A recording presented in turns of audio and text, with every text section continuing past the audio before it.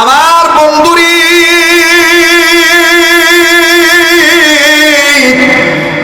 এইবার বাইবেলওয়ালা ডাক দিয়ে বলতেছেন, হযরত এদেরকে একটু আরবিতে মাইক দিতে নিষেধ করেন, আমাকে একটু কথা বলতে দেন। যেই কথাটা আমি বলতেছিলাম, ও সিরাজগঞ্জ জেলার বাবারা, আজকে যারা হুজুরদেরকে তোমরা বিভিন্ন ভাবে তোমরা ভিন্ন ভিন্ন আকারে কষ্ট দাও, বাংলায় দাও, ইংলিশে দাও, ভিন্ন গ্রাম্য ভাষায় দাও, হুজুরদেরকে চিনো না। হুজুররা যখন শেষ রাত্রে আরবিতে বলবে, আনতা মাওলানা ফানসুরনা আলাল কওমিল কাফিরিন, আনতা মাওলানা ফানসুরনা আলাল কওমিল ফাসিকিন, আনতা মাওলানা ফানসুরনা আলাল কওমিল মুনাফিকিন, আনতা মাওলানা ফানসুরনা আলাল কওমিল যালিমিন। দোয়া কবুল করবো কে? যখন কে? এবার বাইবেলওয়ালা ডাক দিয়ে, কার বাড়াই না লম্বা করি না, আপনারা বিরক্ত হইতে পারেন আমার ভাইরা, আমি সংক্ষেপে বলি। বাইবেলওয়ালা ডাক দিয়ে বলতেছেন, হযরত কি বলবো আপনাকে, শোনেন। জীবন ভর চালাকি করেছি, কোনদিন চালাকিতে ধরা পড়ি নাই গো হুজুর, কিন্তু আজকে এমন চালাকি করতে যায় ধরা পড়ে গেলাম। হযরত জি বলতেছেন, ছাত্র বাবারা তোমরা খামোশ হয়ে যাও, সবাই তোমরা খামোশ হয়ে যাও, চুপচাপ হয়ে যাও, দেখি বেচারা কি চালাকি করছে আর কি চালাকি করতে যায় ধরা পড়ল। এইবার ব্রাহ্মণ আমার ভাইরা বাইবেল বলাটা কি বললো, হযরত হুজুর গো, আপনি জানেন কি জানি না, আমেরিকার জমিনে একটা কেমিক্যাল বাইর হয়েছে, এই কেমিক্যালটা আবিষ্কার হয়েছে আমেরিকায়। হুজুর গো, এই আমেরিকার জমিনে আবিষ্কৃত এই কেমিক্যাল যদি দুনিয়ার কোনো কাজে লাগানো হয়, ও হুজুর, এই কেমিক্যাল যুক্ত কাগজ যদি আগুনে জ্বালানো হয়, হুজুর গো, আগুন জ্বলতে জ্বলতে আগুন নিভে যাবে, কিন্তু কেমিক্যাল যুক্ত কাগজের কোনো ক্ষতি হবে না। হযরত জি, আমি চালাকি করি, আমার সহায় সম্পত্তি বিক্রি করিয়া চলে গেলাম আমেরিকাতে, আমি আমেরিকাতে চলিয়া, হুজুর গো, আমি আমার সহায় সম্পত্তি বিক্রি করে সেই কেমিক্যালটা করে করলাম। ও হযরত জি, ওই কেমিক্যাল করে করলাম, আর মনে মনে সিদ্ধান্ত নিলাম আমি আমার ধর্মীয় কিতাব বাইবেলের মধ্যে পাতায় পাতায় কেমিক্যাল লাগাবো, আর এই কেমিক্যাল যুক্ত বাইবেল কাগজখানা যদি আগুনে লাগাই, আগুন তো তাকে ফুটতে পারবে না, তখনই তো মুসলমানদের ইমানের উপর আঘাত করা হবে। আমি জায়গায় জায়গায় যাব, ভিন্ন ভিন্ন রাষ্ট্রে যাব, মুসলমানদের ইমান আমি নষ্ট করব, এইভাবে গ্রামগঞ্জে যে বুড়াদের ইমান নষ্ট করব, সরল মনা মুসলমানদের ইমান ধ্বংস করব। এইভাবে আমি সিদ্ধান্ত নিয়ে আমি এইভাবে চালাইছি। কিন্তু হুজুর গো, আমি তো বাইবেলের পাতায় পাতায় কেমিক্যাল লাগাই আনছি। হুজুর গো, আজকে তো আপনি আমার চ্যাপ্টারটাই ঘুরে দিলেন, আপনি বললেন বাইবেলও আগুনে ফালাইতে দিবেন না, কোরআনও আগুনে ফালাইতে দিবেন না। ও হুজুর, আপনি বললেন বাইবেল আর কোরআন দুইটাই কাগজের পাতা, দুটার একটাও আগুনে আপনি ফেলতে দিবেন না। আপনি বললেন কি হুজুর, আপনিও মানুষ আমিও মানুষ গো হুজুর, আপনার শরীর আমারও শরীর, উভয়ের বাতান নিয়ে উভয়ের শরীর নিয়ে আগুনের মধ্যে লাফ দিতে হবে। হুজুর, আমি তো বাইবেলের পাতায় পাতায় কেমিক্যাল লাগাইছি। ও শাহ আব্দুল আজিজ মুহাদ্দিসে দেহলভী, আপনি কি আপনার শরীরের মধ্যে মেডিসিন লাগাইছেন নাকি? শাহ আব্দুল আজিজ মুহাদ্দিসে দেহলভী রাহমাতুল্লাহ আলাইহি জবাবে বললেন, এরে নাদান, এরে গর্দ, এ নাদান, তুমি শোনো, আমি তোমার মতন মেডিসিন আমার গায়ে লাগাই নাই, তবে হ্যাঁ তোমার কথা ঠিক আছে, আমিও মেডিসিন ব্যবহার করি, তবে আমার মেডিসিন আমার দিলের মধ্যে। এইবার বাইবেল ডাক দিয়ে বলে, হুজুর এই মেডিসিনের নাম কি বলেন না, আমি একটু জানবো। যে মেডিসিন নিয়ে আগুনে আপনি লাভ দিতে দ্বিধা বোধ করেন না গো হুজুর, বলেন তো দেখি এই মেডিসিনের নাম কি? বাদান, আমি আপনাদেরকে বলছি মেডিসিনের নাম কি। পরে বাদান, আমি আপনাদেরকে বলবো। ওই বাইবেলওয়ালা কি করলো দেখেন রে বন্ধু, কেমন করে পরাজিত গ্রহণ করলো। অবশ্যই বলবো, কোন দিকে কোনো নজর নাই। আসেন আবার একটু পিছনের কথায় ফিরে যাই। উম্মতে মুহাম্মাদীদের জাহান্নাম থেকে বাঁচার পথ হলো চারটা। নাম্বার 2 হলো আলেমের ছাত্র হওয়া। তিনটা কথা আমার বন্ধুগণ উম্মতের আলেমদের কাছে জমা রেখে দিলাম। আল্লাহ পাক যদি কোনোদিন আবার এই ময়দানে আরে আমি ফের তিনটা কথার একটা কথার ব্যাখ্যা জানিয়ে দেবো। আজকে শুধু 2 নম্বরটার কথা বলি। দেখেন যদি কি দিলটা নরম হয়নি, এক ফোঁটা চোখের পানি পড়েনি, কান্না না আসলেও কান্নার ভান করবেন। আমার দিল বলে গো আজকের এই মাহফিলে দোয়া কবুল হয়ে যাবে। কথাটা প্রকাশ না করে পারলাম না, আমার নাকটার মধ্যে গো কেমন জানি ওলিদের গ্রাম পাইতেছি। কে জানি গো আল্লাহর ওলি হয়ে এখানে বসে আছি। আমি আপনি গুনাহগার হইতে পারি, কে জানি আল্লাহর ওলি হয়ে বসে আছি।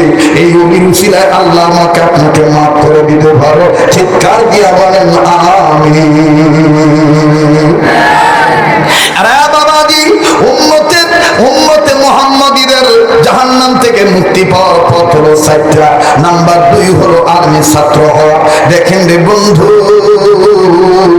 আলেমের ছাত্র হইলো দেখেন বাদান, আপনি যদি ছাত্রের বাবা হইয়া যান আর যদি আপনি গুনাহগার হইয়া কবরে যান, আমার বন্ধুগণ তাফসীরে কাবীরের মুসান্নিফ ফখরুদ্দীন রাজি রাহমাতুল্লাহি আলাইহি তাফসীরে কাবীরের মধ্যে লেখেন, আমার বন্ধুগণ কোরআনের কোন ছাত্রের বাবা যদি গুনাহগার হইয়া কবরে যায়, কবরের আযাব আল্লাহ তাআলা বেটার উসিলায় সব বাপকে মাফ করিয়া দেয়।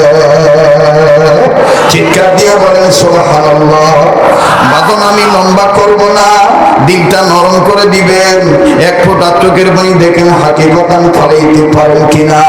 কান্না না আসলো কান্নার বান ধরবে। ও বাড়িওয়ালা মা বোনেরা যে যেখানে আছো সেখান থেকে বয়ান শুনবা। ও গাড়িওয়ালা বাড়িওয়ালা, ও ব্যবসা করনেওয়ালা, চাকরিজীবী চাকরি করনেওয়ালা, ও প্রবাসী ভাইগণ, জীবনের শেষ বয়ান মনে করে বয়ান করছি। কেউ যদি চলিয়া যায় চলিয়া যাইতে দিবে, খবরদার কারো যাওয়া দেখে কেউ যাবেন না। আমার বন্ধুগণ আমার ভাইরা, আলেমের ছাত্র হইল দেখেন কেমন ফায়দা। পয়গম্বরের পক্ষে তাফসীরে কাবীরের মধ্যে পাওয়া যায়, আল্লাহর একজন পয়গম্বর আল্লাহ পাকের নির্দেশে নিজের কর্ম করার জন্য যাচ্ছিল। যাওয়ার প্রতিমধ্যে একটা কবর দেখলে দিলের কান লাগায় শুনবেন। এই কবরটা দেখার পর পয়গম্বর দাঁড়াইল। কিছুক্ষণের মধ্যেই পয়গম্বর দেখতে পারলেন এই কবরের মধ্যে হতে দাউ দাউ করে আগুন জ্বলতেছে। পয়গম্বর আরো দেখলেন কবরটার মধ্যে ভয়ঙ্কর আযাব হইতেছে। পয়গম্বর কাউকে কিচ্ছু বললেন না। পয়গম্বর চলে গেলেন নিজের কর্ম নিজে করার জন্য। এইবার কর্ম যখন শেষ হয়ে গেল, পয়গম্বর আবার ওই রাস্তা দিয়ে আসতেছে। রিটার্নে আসার সময় পয়গম্বর সিদ্ধান্ত নিল, একটু আগে যে কবরে আমি আযাব দেখছি, এখন আমি আবার ওই কবরটা দেখব। কবরওয়ালা গোলাম আল্লাহর বান্দা কোন হালতে আছে, এখনো আযাবে গ্রেফতার আছে না নাই? আমার বন্ধুগণ পয়গম্বর যখন কবর দিকে নজর দিল, বাজান রে কেউ নড়াচড়া করবেন না, একটু দিলের বুঝান দিন, আমার কবরের খবর কিরে দিন। বাজান রে কার জন্য জানি জংলার বাস রেডি হয়ে গেছে, কার জন্য জানি কাফনের কাপড় তৈরি হয়ে গেছে। তবে বাজান এটাও সত্য কথা, এই বয়ান তাদের ভালো লাগবে যাদের সম্পর্ক কোনো না কোনো আল্লাহ বলার সাথে হয়ে গেছে। এই বয়ান তাদের ভালো লাগবে না যাদের সম্পর্ক আল্লাহ বলাদের সাথে নেই। এ বাবাজি, পয়গম্বর এই কবরের দিকে ফের নজর দিলেন। নজর দেওয়ার পর দেখি একটু আগে দিয়ে কবরে আযাব ছিল, এখন আর কোনো আযাব নাই। কবরওয়ালা জান্নাতের বিছানায় ঘুমায়। পয়গম্বর ডাক দিয়ে বললেন, আল্লাহ একটু আগে দিয়ে কবর আযাব দেখলাম, এখন দেখি কবরওয়ালার কবরে কোনো আযাব নাই। ও আল্লাহ, তুমি কোন কাদের উসিলায় তোমার গোলামরে মাফ করিয়া দিলা? আল্লাহ আমি তোমার দরবারে জানবার চাই। আমার বন্ধুগণ পয়গম্বর বলে আর কান্দে। আল্লাহ পাক ডাক দিয়ে বললেন, ও পয়গম্বর তুমি জানো তুমি শোনো, আমি রব তোমায় বলছি, এই কবরওয়ালা গুনাহগার গুনাহ করিয়া কবরে আসে, যার কারণে আমি মাওলা তারে আযাবে গ্রেফতার করছি। কিন্তু রে পয়গম্বর, এই কবরওয়ালা একটা সন্তান রেখে আসছে দুনিয়ায়। এই সন্তানটা এতদিন কথা বলা শিখে নাই, ইদানিং কথা বলা শিখছে। আর কথা বলা শিখার পর এই বাচ্চাটা মাদ্রাসায়, বাচ্চাটার মা বাচ্চাটাকে মাদ্রাসায় ভর্তি করে দিছে। মাদ্রাসায় ভর্তি হওয়ার পর এই বাচ্চাটার বড় হুজুর বাচ্চাটাকে প্রথম সবক পড়াইছে। জানুনি পয়গম্বর, এই মাসুম বাচ্চা প্রথম সবক পড়তে যাইয়া আমি আল্লাহ দুইটা নাম ধরে ডাক দিছে। যখনই আমার নাম দুইটা ধরে ডাক দিল, তখনই আমি আল্লাহর আরশে পাক খুশি হয়ে গেল। ওরে পয়গম্বর, এই বাচ্চার উসিলায় সবক পড়ার উসিলা আমি তার বাবাকে মাফ করিয়ে দিলাম। পয়গম্বর ডাক দিয়ে বললেন, আল্লাহ আল্লাহ গো, কি এমন সবক এই বাচ্চা পড়লো যেই সবকের উসিলা করে তার বাবার মাফ পেয়ে গেল। আমার বন্ধুগণ আশ্চর্য হয়ে যাবে, এই সবক এই মাদ্রাসায় পড়ানো হয়। এই সবক হাকিমুল উম্মত তাচাবি থানভী রহমাতুল্লাহ লেখে, আল্লাহর কোন বান্দা যদি একটি আয়াতে একটি সবক প্রতিদিন ফজরের নামাজের পর 17 বার তেলাওয়াত করে, আমার আল্লাহ ওই বান্দা বান্দীদের জন্য সর্বপ্রকার বরকতের দরজা খুলে রেখে দেয়। চিৎকার দিয়ে বলেন সুবহানাল্লাহ। এ বন্ধু, সবকটার কথা বলছি বলবো, ভাববেন না হুজুর বুঝি বাইবেলের কথা বলবে না। আমি কিন্তু ফাঁকি দেওয়ার লোক না। আমার বন্ধুগণ, আমি আপনাদের হক আদায় করবো ইনশাআল্লাহ। একটু ধৈর্য ধরেন বাবা, সময় দিয়ে দেন। তবে অত বেশি লম্বা করব না, যে লম্বা করার কারণে আপনাদের আমলে একটু বিচ্যুতি ঘটে। অল্প সময়ের মধ্যে ফিনিশিং দিয়ে আমি বিদায় হয়ে চলে যাব। খুব খেয়াল করে শোনা চাই। পয়গম্বর ডাক দিয়ে বললেন, আল্লাহ এই সবকটা কোন সবক আমি তোমার দরবারে জানতে চাই। পয়গম্বর বলে, চোখের পানি ছেড়ে কান্দো। আল্লাহ বলে, আমি তোমার দিলের খবর জানি রে বান্দা, তুমি কেন কান্দো? পয়গম্বর, তুমি কেন কান্দো আগে বলো, এই কথাটা আমার বান্দাদের জন্য নোট হয়ে যাবে। পয়গম্বর ডাক দিয়ে বললেন, আল্লাহ সবক তো আমি জানবই, কিন্তু আমি কাঁদতেছি এই বাচ্চাটাকে কেন্দ্র করে।